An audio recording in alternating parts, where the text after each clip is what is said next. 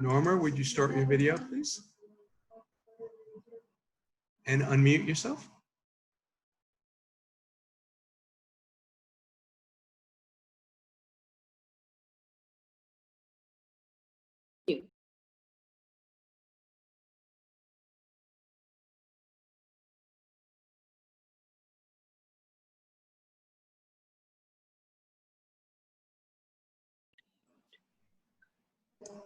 Okay, there we go. Hello, everyone. I'm delighted you could join us for New Plaza's 8th in a series of virtual film talkbacks. I'm Norma Levy, New Plaza's president. Thank you for joining us. Today, Gary Palmucci, our curator, has selected a 1933 pre-code film starring Barbara Stanwyck. It's called Babyface. I thought it was a terrific old film, really fascinating for its time. Hope you've seen it too. Gary will be joined today, as usual, by his longtime friend, the noted film historian, Max Alvarez. So please sit back, enjoy the talkback, and I'll turn it over to Gary. Gary? Good afternoon, everyone. Welcome back, and thanks for joining us on this beautiful Sunday afternoon. Now, Max and I have a lot of affection for the pre-code era at Hollywood, which dates roughly from about 1930 to mid-1934. And we've both seen dozens of these films over the years from each of the major studios at that time, Fox, Columbia, MGM. But there's something about the Warner Brothers style that seems a little tighter, a little snappier, even more irreverent than the others. And if you ever get a chance to see one of these films in a movie theater when they finally reopen, it's really an experience. You can imagine the reaction to Babyface from a modern audience, gasping with shock, laughing, cheering at certain points. It all happens when it plays at Film Forum and other cinemas around town. But I think it also offers a fascinating barometer, all these films do, of Depression-era America and the country really letting it all hang out, I think, in response to what was going on at the time. And some of these issues, of course, very much resonate in 2020. Now, Max, for some of us who may not, some of the audience may not know exactly what we mean by a pre-code film, what more can we say specifically about how we define it? Sure. So in a nutshell, Gary, the very conservative forces were outraged by Hollywood movies of the 1920s, the Jazz Age, the Prohibition era, the Flapper era. They didn't like all this hedonism. They didn't like all this sexual revolution that was on display with young women who were rather loose with their morals on screen and so on. And so in 1930, a group of very conservative Catholics, there was a token Jewish member among them, Irving Thalberg of MGM, drafted something called the Production Code of Ethics, which was basically what you can do and not do in a Hollywood film, what you could say and not say, issues to be avoided. Obviously, sex was a big issue, but it also had to do with social and political themes. The studios signed on to this Production Code of Ethics and then proceeded to ignore it for 4 years. So those wonderful 4 years that you talked about, we call the years of the pre-code films. There was a code around, the studios were just ignoring it. One of our board members asked us this week, well, what's so shocking about this movie? There's no nudity in it. In fact, there was nudity in a number of pre-code films, right? Absolutely. In terms, like, for instance, the previous year, Jean Harlow was in Red-Headed Woman, which is a similar narrative. Anita Loos wrote that, and it's about a woman who's using sex to get ahead in the world, using men at her disposal. And there is actually some nudity in Red-Headed Woman. We do have other cases of partial nudity or suggested nudity. Babyface doesn't have any of that. But there's this sordid theme running through the film, this very raw theme of a woman who's in a pretty horrible situation, which we can talk more about, and how she ends up turning the tables on men and using sex to kind of advance herself, to elevate herself into a better social situation. It's like so many films of this era, Babyface is very class conscious. And it's definitely about a woman from the wrong side of the tracks dealing with these issues. But it's very, you can expand on this, but it's certainly not very, it's very open about how she uses sex to get ahead, even though we don't see a lot of it being portrayed. Everything in life feels transactional, and as Barbara Stanwyck lays it on the line very, very early on, she says, "What chance has a woman got?" That really hit me in the gut this time around. That's a powerful line, and literally she's sleeping her way to the top, and the camera keeps craning upwards towards this miniature of the bank building, where you see the accounting department, the mortgage department, the filing department, I'm going backwards: personnel, filing, Right. mortgage, and accounting. And so she's literally sleeping her way up that ladder. So it's visualized lot of impact in how it's being visualized. Well, let's run the trailer, and then we've got a lot to dig into here.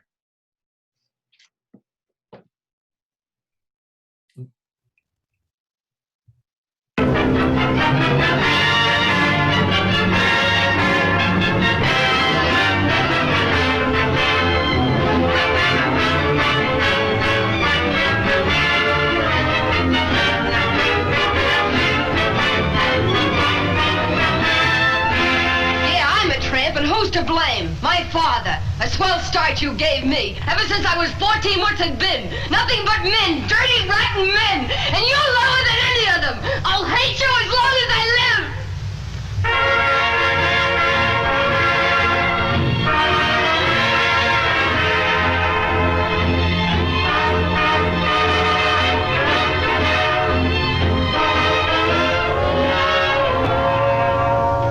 Oh, not here. Somebody might... What could I do? He's my boss and I have to earn my own living. Are you letting me go? I'll need everything I've given you. All your bonds and securities. I can't do it. I have to think of myself. I've gone through a lot to get those things. My life has been bitter and hard. I'm not like other women. Get out of here or I'll... Willie, you got to marry me. If you don't, I'll kill myself.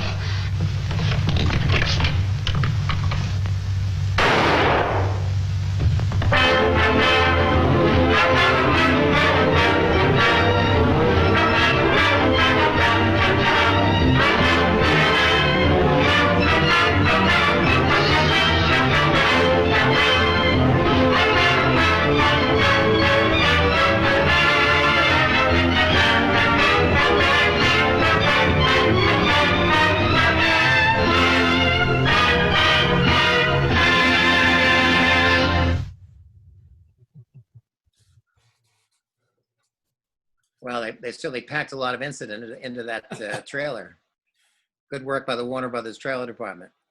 You and I, of course, Max, if our listeners who've been listening all along, we're always interested in the music too that's used in the film and the trailer. In this case, there is a song called Babyface. We never hear it sung, I don't think, in the movie, right? But it's frequently accompanying.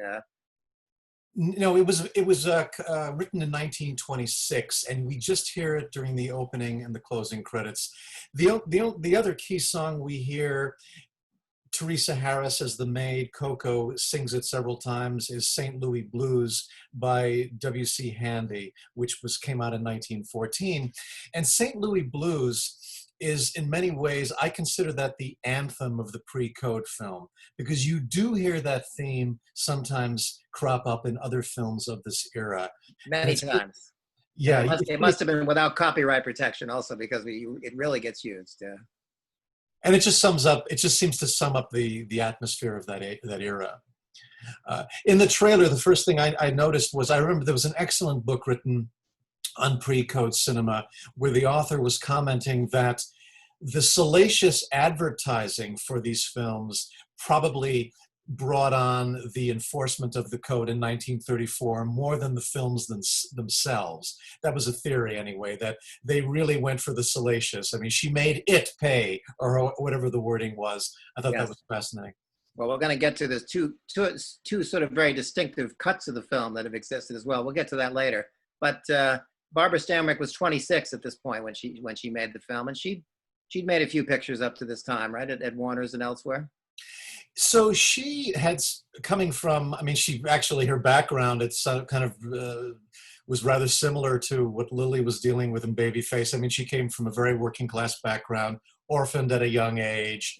She's going into show business as a teenager, marries the vaudeville performer Frank Fay. Then she goes to Hollywood, and yes, she is going to be unusual. She's not signing long-term contracts with studios. She's signing just a specific number of pictures, and that enables her to have more control over the films she makes. So she makes a number of films at Columbia and at Warner's around the same time as Babyface. And Mae West, I don't know where the quote came from, but I remember a film reviewer saying that Mae West once said, I always took the rap for the code, but it was the Stanwyck pictures that did it. In other words, the Stanwyck pictures were the really controversial films compared to what Mae West was making. And a number of her other films are quite explosive around this time. I think when I saw Babyface at the Film Forum, there was a double feature with another Barbara Stanwyck starring film from that same year called Night Nurse, and you can kind of use your imagination what the plot line of that one might have been. If you haven't seen it, it's definitely worth catching. Now we see some actors who became much better known over the years in this film. George Brent, and we see John Wayne briefly in the movie, who is ironically, the ironies are endless on this program. He's in the news this week. That's a whole nother program that we could discuss that situation. Perhaps when we show The Searchers later this year or something like that. Yeah, that won't cause any upset at all. John Wayne it's a weird part of his career because 3 years earlier he was in this hugely expensive Raoul Walsh Western, The Big Trail, that was a failure, and so he was sort of relegated to B cowboy movies for a while. He did a stopover at Warner Brothers where he had these tiny little parts like the one we see in Babyface, and then he's going to make a lot of other just lower grade westerns until really it's not till the end of the decade that he has to come back in Stagecoach. Yeah, that's true. And I mean, the Big Trail was this film that was kind of considered a big epic film of its time, but if you watch it on television now, it looks utterly static and dull. And yeah, films of the early 30s, I mean, they're still, remember, Hollywood is still working out the kinks in the sound technology. So it's literally, movies from 1930 are hard to sit through. By 1933, by the time Babyface comes along, they're starting to figure it out a little more. It's still creaky technically, but so much more advanced from what the sound pictures were like 2 years earlier. We still don't see we're still seeing use of practical music, radios playing music, things like that. We don't really have an original music score composed for the film, as you will, say, 2 years later. But then 2 years later, you would not have been able to make Babyface. And this is a film that's kind of, if one believes in the auteur theory, it's kind of an exception that proves the rule. The director, Alfred E. Green, had over 100 directing credits. Looking at them, the only one I can recall and say I probably have seen is a film called Dangerous with Bette Davis and Franchot Tone, made at Warner's a couple of years later, but just a kind of run-of-the-mill filmography. And yet this film is, a striking piece of directorial work from at least the way it plays on the screen. As my brother Louis, after he went to a pre-code festival in New York back in the day, he was saying the auteur theory, he agrees with you, it doesn't really apply here. In this case, I would have to say the auteur was Daryl Zanuck, the head of production at Warner Brothers. Because that name again. There's that name again. We talked about it in this program. Exactly. So he established a certain tone to the piece. And the directors, we have to keep in mind, they probably got the script on a Friday and told that they were going into production on Monday. So you had to be able to jump in, and there really wasn't a lot of room for personal expression as a director. There were some who were more stylish than others. But Green, the only other, he did some interesting pre-codes at Warner's. He did do in the early 50s the Jackie Robinson story, which for its time boldly touched on some of the racist issues in the baseball leagues. But other than that, you're right, it's not an electrifying filmography. That's the film in which Jackie Robinson plays himself, right? Plays himself, exactly. Well, we're still hoping Spike Lee gets to make his version of it someday, because I'm sure it'll be worthwhile in many respects. Now, among the many interesting cast members of the film, you and I were talking about the woman Teresa Harris, with whom Barbara Stanwyck has in some ways the most fascinating personal relationship of any she has in the film. Yes, she is a native of Texas, and she made over 100 films during her career, but most of the films she's cast as maids, housekeepers, housekeeping staff, and so forth. Babyface was really one of her showier roles, and that's the great thing about the pre-code era is there was a bit of an opening there. The studios were taking all kinds of risks, and you had some films getting made that offered better roles for a variety of actors than would have been made a few years later. So she benefited briefly. Unfortunately, and she was so talented, she just wasn't given better roles, meatier roles beyond that. It has to do with of course, the racism of the industry and, of course, the Southern market, which could not be compromised in the eyes of Hollywood. Right. No chance of that, unfortunately. And the actor who gets, I guess, the most screen time, George Brent, who plays, the young playboy who's thrust into the presidency of the bank. He also was featured in a number of classic pre-coders, Female with Ruth Chatterton, which is a classic of the genre. And there are some viewers who contacted me this week when they saw we were playing the film, and one person said, well, you could almost say in some ways that Babyface is a misogynist film in some ways because it seems that Barbara Stanwyck is kind of a predator who kind of destroys these men one way after the other, and that is some kind of reaction against her. I guess it just goes to show we're living in an era when every opinion is possible. Listen, as a man, I could say it's a case of misandry where the men are the victims here, But I see the point. There was a book written a number of years ago by Mick LaSalle. Mick LaSalle. I'm sorry, Mick LaSalle. A critic from San Francisco whom film distributors sometimes bumped heads with for his reviews. I heard about that. Yes. I heard about that. But he wrote a book called Complicated Women about women of the pre-code films, and they're very complicated. On the one hand, there's kind of a very independent side to them. On the other hand, they're victims of some of the prevailing notions and attitudes of the studios at the time. But let us not forget that one of the credited writers on Babyface was a woman, Catherine Scola, who with Gene Markey, the two of them were credited on a number of pre-codes together. Some of the best ones. Some Female, of the best, which we just mentioned, Midnight Mary, with Lily Turner, both directed by William Wellman, who directed a number of great pre-coders. And the writing team, unbeknownst to me, but looking at their credits, it's no, it's true. And I mean, Anita Loos wrote A Redheaded Woman with Jean Harlow, where she sleeps her way to the top, as I mentioned earlier. Another utterly outrageous pre-coder, which I fabulous, but that was written by a woman. So I think it's a little more complicated than to apply just a label to some of the narratives, or one label. I think we're going to have a number of diverse responses to this issue here when we get to our questions. But first, let's also get into the various differences between the two versions of the film, which are fascinating. First of all, the boxcar scene, which was that in the original cut at all, or just very briefly? Yeah, so just briefly, here's what happened.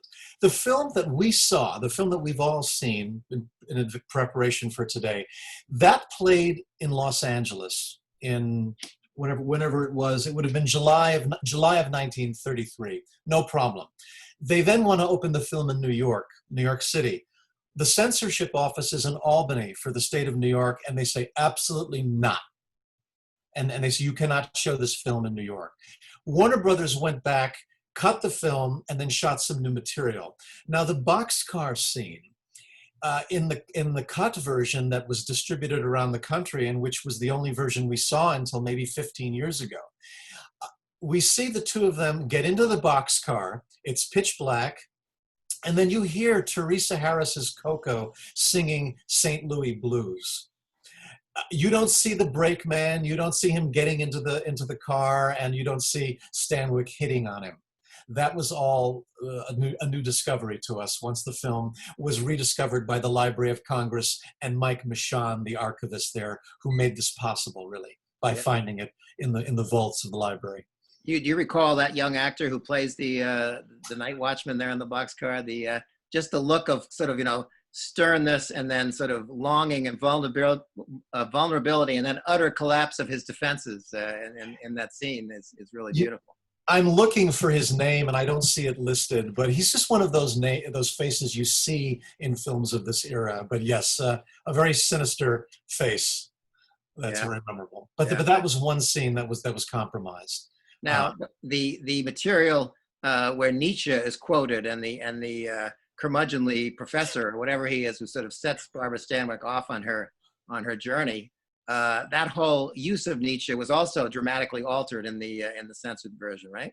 It was. In fact, the censored version, Nietzsche isn't mentioned at all. You don't see the spine of the book where will to power is listed. You just see him reading a book. It could be any book. And they also eliminated where his big mentorship advice, you must use men, not let them use you. You must be a master, not a slave. All that was cut out. Mm. So that was shortened. And then later on, when he sends the book to her at Christmas time, Nietzsche's book. Well, do we want to show? We talked about running a couple. We actually have some clips from this version. Maybe two of them. We might show two of them, and that's one of them, and also the ending of the film. People will get to read that note from the professor, I think, which will there'll be gasps and laughs, I think, when we see that. I mean, we can do that later, whenever you like. But that was all. There were changes made along the way. Well, I thought maybe if we ran that clip now, and then we can discuss the ending, if that's okay. Perfect. So originally, those of you seen the film, you'll notice it's Christmas time. A book comes to her in the mail. It's the Nietzsche book. She opens it, and it says, there's a quote that's been outlined for her. Face life as you find it, defiantly and unafraid. Waste no energy, yearning for the moon. Crush out all sentiment. For some reason, the censors said absolutely not. So Warner Brothers went back and they shot this insert. They removed Nietzsche from the equation, and they inserted a handwritten note. And I'm going to share that clip with you right now. This is from the censored version of Babyface that this was the only version we saw until recently. Good thanks. I sliced some turkey for you. It's in the icebox. Thanks very much.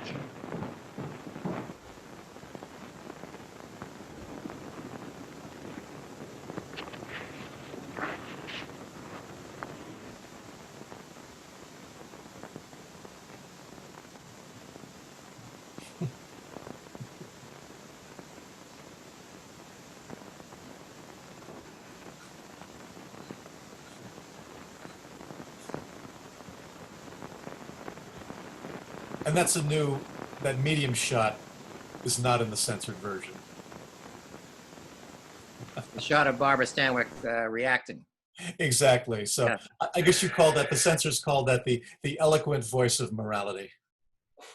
Well, so there's that. And then the ending of the film where we see them in the ambulance, and we're going to show that clip in a bit, but what also is important there, Max, is what we don't hear.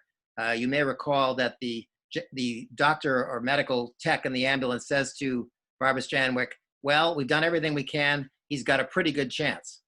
That line's cut from the clip we're going to see. And then, of course, if the film had really been true to its instincts and gone all the way, as someone reacted to me, we would have seen Barbara Stanwyck pulling the plug, at some point, and getting out of the perhaps with Madonna's Material Girl playing in the background or something. And becoming bank chairman.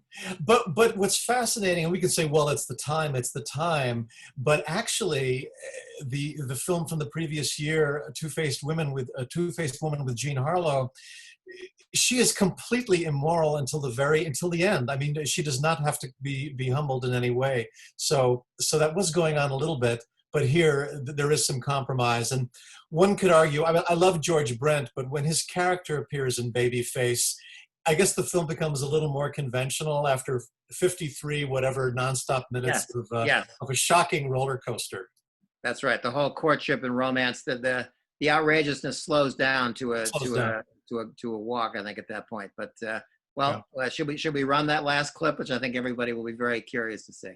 Okay, so once again, the film has been rejected in Albany by the censorship office. Warner Brothers goes back and make some changes to it, and they shoot a new ending. So you're going to see part of the ambulance scene, and then you're going to see this this new ending, which defies description, that was tacked on and which ended the version that went into official release. I will share that with you right now.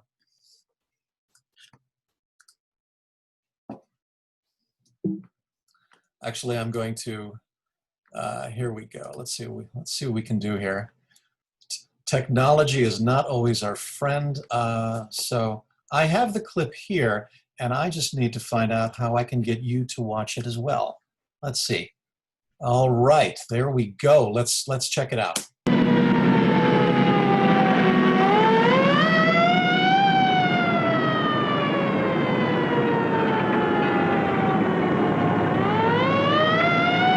We've done all we can, lady.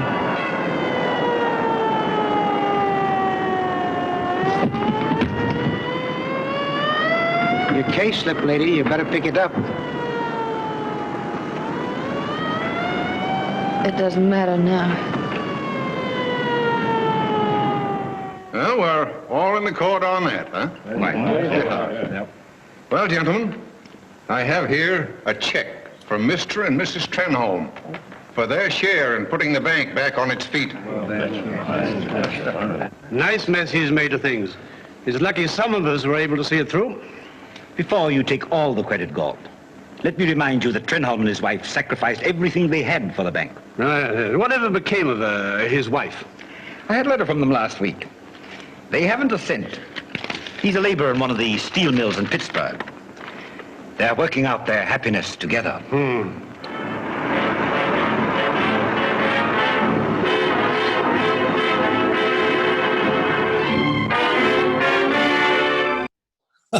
And that is how Babyface ended until this unexpurgated version resurfaced. With the St. Louis Blues yet again there at the end, right? Right. Well, Max, I see we have looks like a record number of people queued up here to ask questions today. So I guess we should get to that, and I'll remind everybody again to hit the participant button and click the box over on the right-hand side, and let's hear from you on Babyface.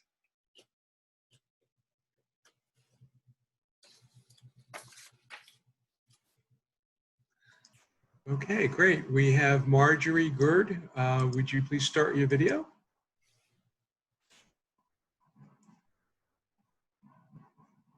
Marjorie? Okay, you should be good to go. Hold on, Marjorie, you're still muted. Hold on 1 second, please. Can you unmute yourself? I think I did. Can you we hear you. Hello. Hi. Okay. We can hear you. Yes, and see you. Okay. Yeah, thank you. I enjoyed this discussion very much, and I, of course, loved the film.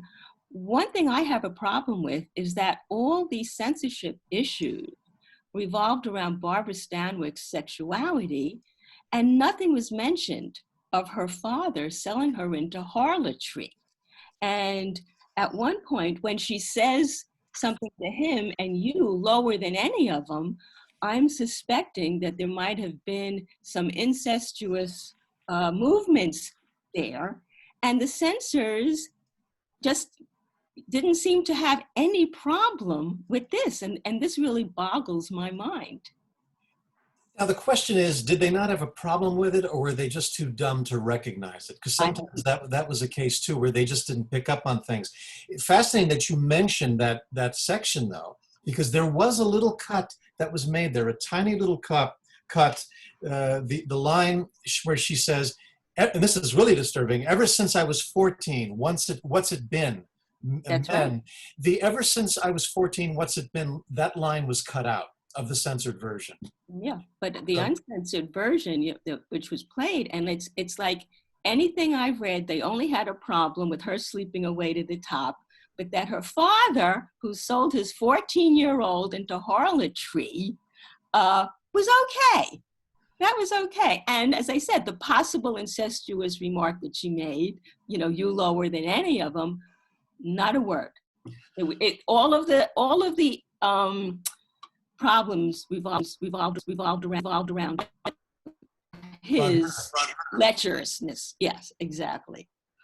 I strongly suspect Oh, I can hear a feedback there. But I strongly suspect that like a year or two later, if they had seen that in a screenplay, they would never have approved the film with the father's behavior. I just think that they weren't as on top of it as they would have been later on. Gary may have some thoughts. Well, they were perhaps inundated with sleaze or something in that screenplay. I didn't, didn't catch all the nuances. Because one of the tricks at the time, and they still do this, is to throw the censor off, put some really offensive stuff in, and then hopefully the censor won't complain about some of the smaller stuff you're trying to get past them. And then, so the little tricks that are played as well. Thank you. Okay, thank you. Thank you. Thanks, Marjorie. And we have Mallory. Would you start your video, please?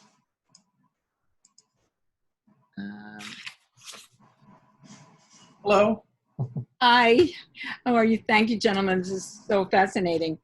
There's been most of the focus has been on the actions and the seductions of Lily. What struck me was the susceptibility, the rapid susceptibility to her seductions, the men. I was wondering how you two gentlemen, as men, what do you think of that? Didn't take Gary goes first on this one. A little leg. Well, I think that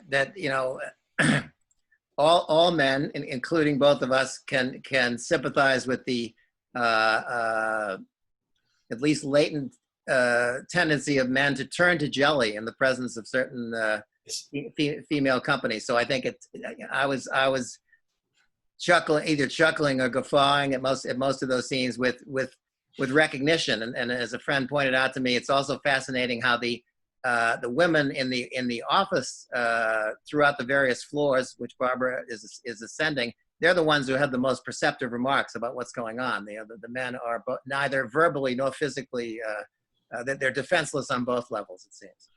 I hate to say it, but I think nothing has changed there. I think women see through these manipulative actions much quicker than we men do. We men tend to, fall for it very, very quickly. And the scene where she's crying on the couch, but she makes sure that her skirt is hiked up just enough so that the head of the bank can see her legs. It's in a way, it's a satire on male and female relations, but. Yeah, I agree. Men often turn to jelly in these situations. We're not. I have to say that struck me more than anything in this film. We're not proud of that, but it's unfortunately kind of accurate. Yeah, they all start out being tough and inflexible, but it never lasts long. I mean, I did see a movie the other day. It was a Howard Hawks film from 2 years earlier called The Criminal Code, where a woman is trying to flirt with the prison warden, played by Walter Houston, and she's hiking up her dress, and he just says, "Lower the shades." So not all men bought into it, but the men in this film did. Well, thank you very much. Thank you. Thank you. Great.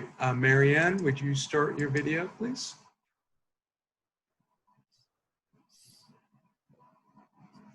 Unmute yourself, Marianne, please. Hi. I'm going to ask a few questions from the audience. And one of them is it true that this movie forced Zanuck resignation from Warner's?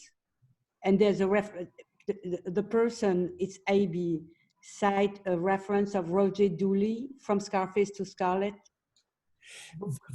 Thank you for that question. That is one of the rumors that that this caused a rift between Zanuck and Warner's. Another account says that does not appear to be the case. Zanuck left Warner's in '33. It was over labor issues. As I recall, Jack Warner had demanded cuts in salary. He wanted everybody to cut their salary because of the Depression. But then when studio fortunes returned, Warner didn't want to restore their salaries. And Zanuck said, that's BS, I'm out of here. So I understand that it was more labor related than it was to Babyface in particular. And then another question is, how was it received, this movie? Let's see, it's the Warner's films of this era tended to do pretty well. I think you would have had, I didn't read the specific reviews, but clearly it was negatively received by people in New York State. The film didn't cost that much. It was shot in 18 days for $187,000. So most likely it would have at least recovered its cost. And there's a lot to sell here. And you're selling Stanwyck and you're selling the story that most likely it certainly would have recovered its cost at some point for the studio. Right. I think we looked up the gross, Max, at some point this week when we were talking about it, and it did very respectably. I forget exactly what it was, but certainly over $1 million, which in those days was a very good standard gross. Yeah. Marianne, if I can interrupt just for a second, I want to remind everybody, if you want to ask a question, please push the participant button and then raise your hand, and we will call on you. Or Marianne, you have another question from the chat? Just another one. Can you talk a little bit more about the actors, including the best friend of Barbara Stanwyck? Oh, Teresa Harris. We chatted about her just a little while ago. Teresa Harris was an actress who had primarily played maids and housekeepers throughout her career, and this was one of the stronger roles that she had. I mean, she was a singer, she was an excellent actress, but just not given a lot of opportunities beyond these smaller parts. I saw her in a Alfred Hitchcock directed episode from the 1950s on television, so she was still doing TV work through the late 50s, and then she's going to, I guess, be retiring for quite a while. But she lived until the mid-80s. And we were speculating, Max, that in this film, she may have as much screen time and lines of dialogue, as any African-American actress might have had during that stretch of time. Well, and it's unusual. You don't, outside of the Mae West comedies, you don't really see a maid of color be perceived as a friend to their white employer as you do here. They're clearly best friends, and that normally was just absolutely no, you would never see that. They're there to take your hat and your cane and disappear. But here there's camaraderie, and that was quite unusual. Thank you. Thank you. Great. All right, we have one question remaining at this point from Lee. Lee, would you turn your video on? Lee, unmute yourself, please. Myself, I can hear myself. I don't know why you can't. We can hear you. Continuing with Teresa, the scene that struck me, I mean, other than the fact she was kept in a way that she was almost on an equal level with Barbara Stanwyck by the end. Even though she was a maid, Barbara Stanwyck didn't think of it that way. The thing that struck me most, and I wonder if there was any feedback on that, was in the first scene when Barbara Stanwyck's coming into the speakeasy and the father is firing Ms. Harris. Barbara Stanwyck, she protected her, she defended her, she didn't care what her father said. This is a woman I like. I mean, and so I felt that was really very powerful for the era, and wonder if anybody else reacted that way. I had the same reaction. Maybe Gary has some comment on that. Well, I think the thing that stands out in my mind even more is her interactions with the politician there, the guy who's the the bigwig or something. And well, he's a big something or other. I don't know what it is or something. And then, I loved it when she hit him over the head with the beer bottle. I thought that was great.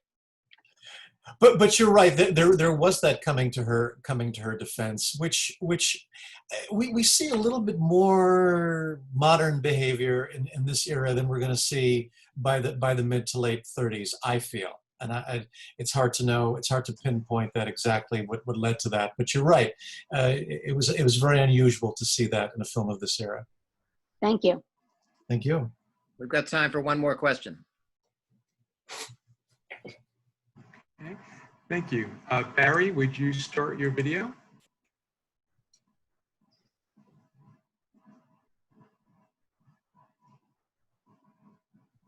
Hi, Max and Gary. The question is about the censored ending that you showed a few minutes ago. What was it about that the censors felt added more redemption to Barbara Stanwyck or the story? I mean, she said the same thing. It doesn't matter now. Wasn't that enough that she had seen the mistakes in her life and she was now committed to this man and turned another page. What was it? Why was it important to go further? And exactly what happened in that censored ending? Well, the censored ending indicates that the bank has been saved from ruin. So they took all their money and gave it to the bank, and that bailed the bank out. So the only thing I can think of is that it shows that the bank survived and big business continues or whatever. What Gary and I were noticing is that they trimmed the line of the ambulance conductor, the ambulance worker who indicates that the George Brent character is going to pull through. They removed that. So yet at the same time, at the bank, they're reading the letter saying how they're happily living now in Pennsylvania as laborers. Right. Oh, the audio dropped out for me. So at the end, when they showed the steel mills, were they then saying that Trenholm and Barbara Stanwyck were now in Erie living a more modest life? There's that crazy line of dialogue. He said, they haven't a cent. He's a laborer in Pittsburgh. They're working out their happifness together. Okay. Which in a way it's kind of radical because the capitalist is reduced to being a member of the proletariat. So if you want to do a Marxist reading of it. Only in a Warner Brothers film of that era. Thank you. Thank you. Thank you. Gary, we actually got another late hand coming up from Andy. So I'm going to ask Andy, please start your video. Okay, fire away. Andy, you should be good. Yeah, I'm working it. Yep. I should be up. You're all good. Okay. I'm really curious since the code, was ignored and then was really locked in and taken, very seriously. How did the code phase out or go away? At what period, or what was the tipping point for the code not to be taken seriously again? Well, we were talking about that the other day. It really persisted, Max, for another 3 decades, essentially, right? Until the rating system came in the late 60s.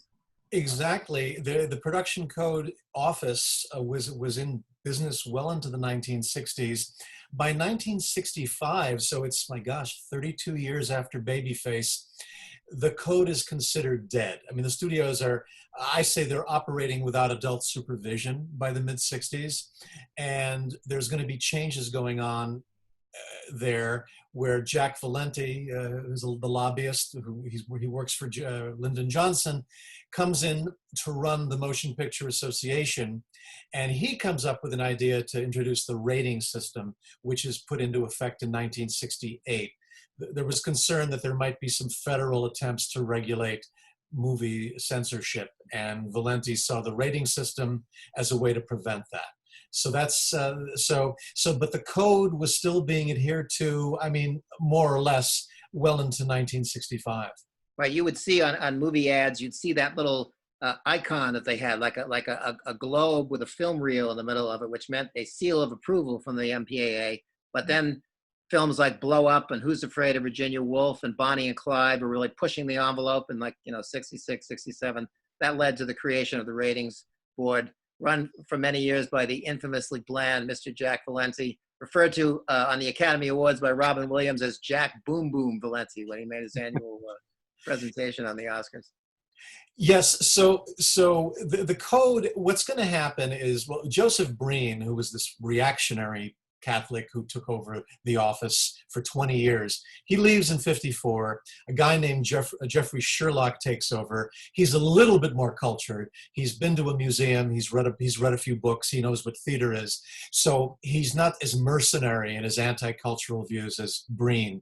So by the 50s, they're loosening up a little, but the restrictions are still pretty rough. And then they're whittling away at certain things. All right, you can't use the word homosexual, but you can kind of allude to it. But that's by the 1960s, and then by the mid 60s, it's just not being enforced at all. I'm curious, when did rated X come in? Was that through Valenti or? Yes, November 1968. That was when the Film Ratings Board was first instituted. Films started to get rated. The first X-rated film, I believe, was a movie called Birds in Peru with Gene Seberg, which is now completely obscure. And I think The Killing of Sister George followed that. And I remember this as a teenager. I was terrorized by the ratings board, wanting to see those challenging adult films. And in suburban America, the theaters, pretty much enforced those ratings, at least in the early years. You had to go into a big city, and then you could see those films without too much being a challenge.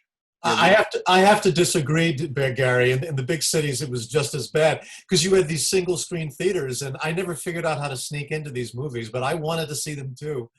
But you're. Well, I guess it depended on, maybe in Milwaukee, Max, it was a different story. You could go into Harvard Square in Cambridge, and the Harvard Square Theater would admit, if you had glasses on, you looked like a serious possible college student. You could get into Midnight Cowboy and Women in Love and Clockwork Orange and so forth without too much difficulty. It could not happen. It could not happen in Milwaukee. But the X rating, as Gary said, comes in '68, and the problem is within a few short years, hardcore pornography enters the marketplace, and they use the X for their films. So now the studios are reluctant to release X-rated movies, which are not explicit but deal with more adult themes. And then NC-17 takes over in 1990. That didn't really work. That didn't really work either, unfortunately. No. All right, thank you. Thank you. Gary, I'm going to read you one of the questions that we have on our chat, if that's okay. So we loved her outfits, and they got more and more elaborate, especially around her neck and shoulders, with each upgraded her fortunes. Can you comment? I'm thinking most of the budget went to her outfits. I think this is where we're lacking a female commentator on our panel here to really go into that with specificity and accuracy. What do you think, Max? Well, I absolutely agree that they presented her rise in social standing brilliantly through her clothing, and I wish I had the actual budget for Babyface in front of me to find out what was allocated for costumes, but the women's costumes in films of this period were just absolutely stunning, and it was a real field day for fashion, for experimental fashion in particular, and actually after the code gets enforced, costuming is going to be affected by that. All costumes are going to have to be approved by the censorship office. But I do agree that it's reflected in her character, the clothing she wears, the furs and the hats and things. They captured that really effectively. Because in the beginning, when she's at that mining town, I mean, she's wearing the no frills. She doesn't even wear a hat barely.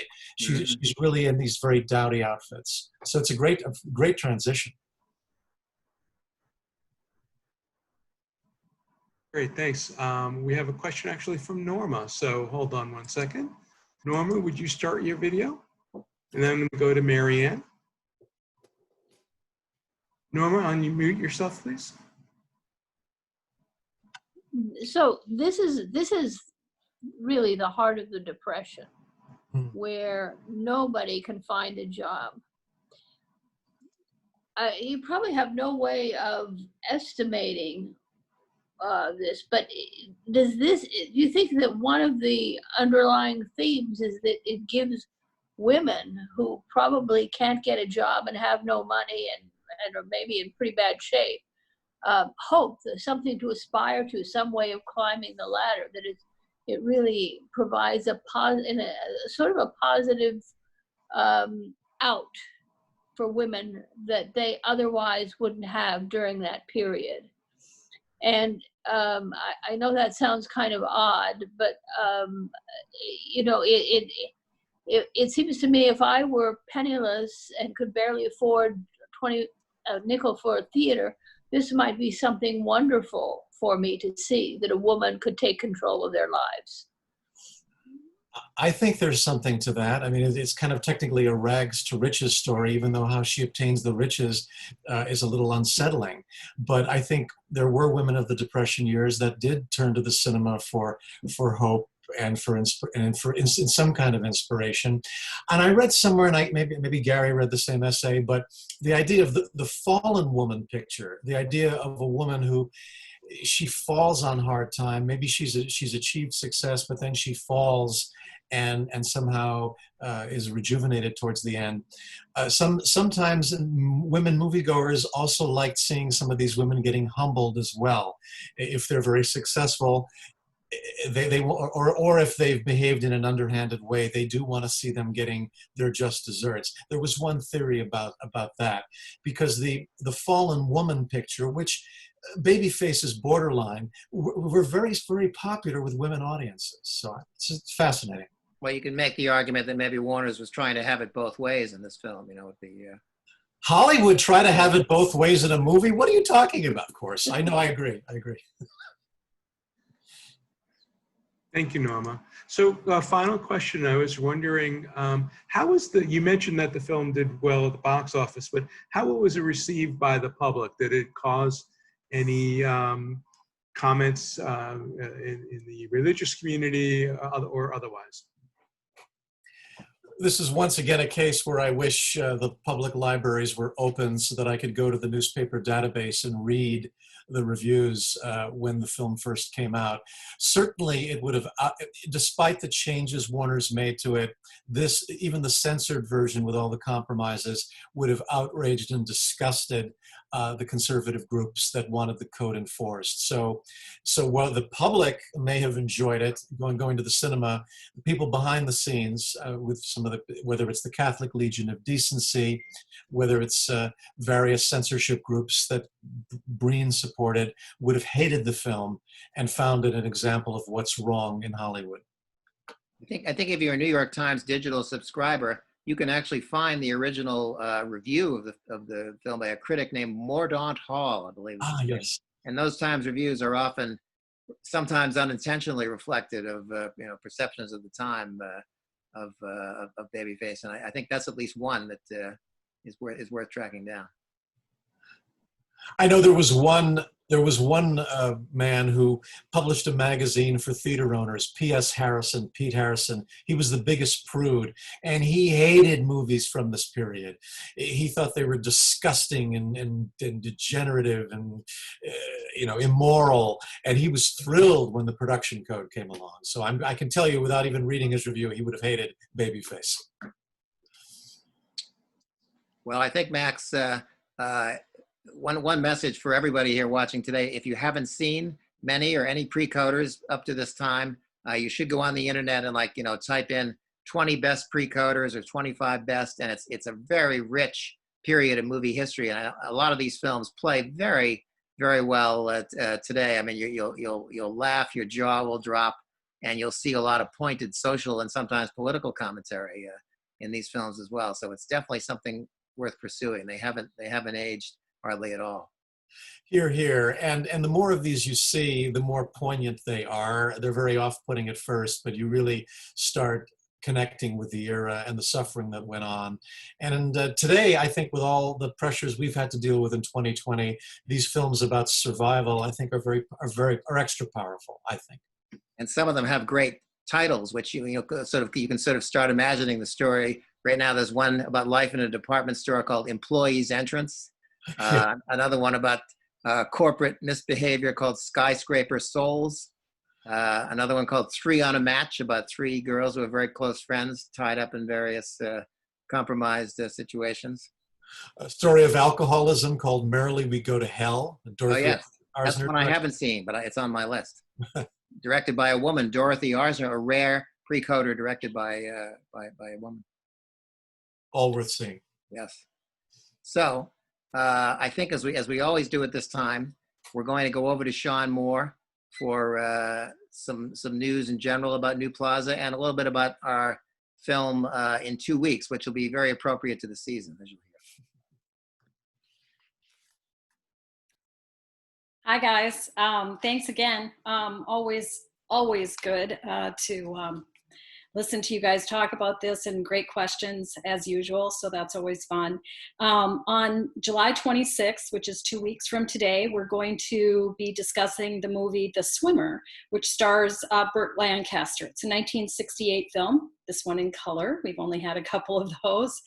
But I think you'll be super intrigued by this film. It's, I think, a great performance by Burt Lancaster. It's a really interesting topic and discussion, and I think it really hits on the 60s well. So I think that will be just a fun and interesting topic for us. So that's on Sunday, July 26th.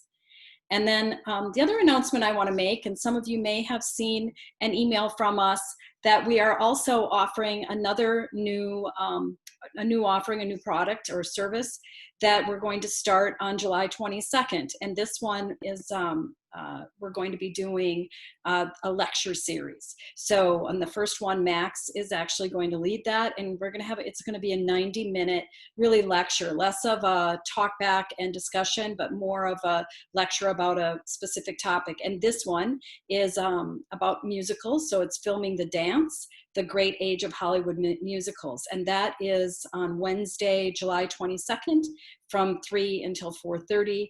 And we are charging a small fee for that one, $8.49 for the 90-minute session. So we hope that you can make that, and you will be receiving some emails to provide you with the details to register if you want to do that. So again, thanks again for coming. We really appreciate it, and we always enjoy these. So thank you again.